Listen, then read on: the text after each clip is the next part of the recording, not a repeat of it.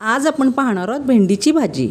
त्याच्यासाठी मी भेंडी धुवून स्वच्छ घेतलेली आहेत आणि पुसून घ्यायची आहेत। ओलसर अशी ठेवायची नाहीत, थोड्या वेगळ्या पद्धतीने करत आहे। शेंगदाणे आणि सुकं खोबऱ्यात करत आहे।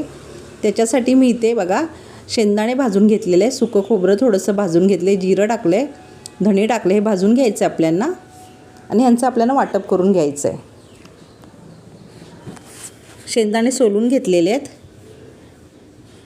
हे बघा अशा प्रकारे शेंगदाणे सोलून घेतलेले आहेत। खोबरं, धणे, जिरे हे भाजून घेतलेले आहे। अद्रक लसूण टाकलेले, कोथिंबीर टाकायची आहे।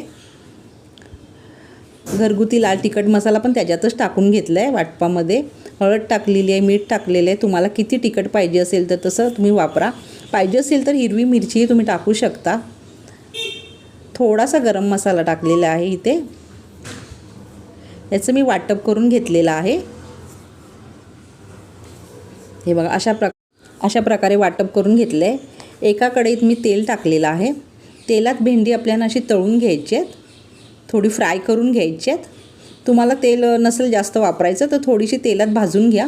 मी ते तेलामध्ये असे तळून घेतलेले आहेत आणि एका चाळणीत काढलेले आहेत। हे बघा तेल सगळं निघून जाईल, मग चाळणीत काढलं ना आपण असं अशा प्रकारे की तेल निसरून जातं। फोडणीसाठी जिरं टाकलेलं आहे, त्यातलं तेल थोडंसं मी काढून घेतलेलं आधी आणि मग तेलात जिरं टाकले।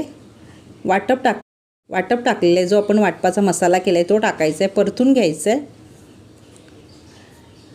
अशा प्रकारे छानपैकी परतून घेतला की मग ती भेंडी तळलेली आपण ह्याच्यात टाकायची आहे। चाळणीत काढल्यामुळे काय होतं, तेल आहे ना ते निघून जातं भेंड्यातलं।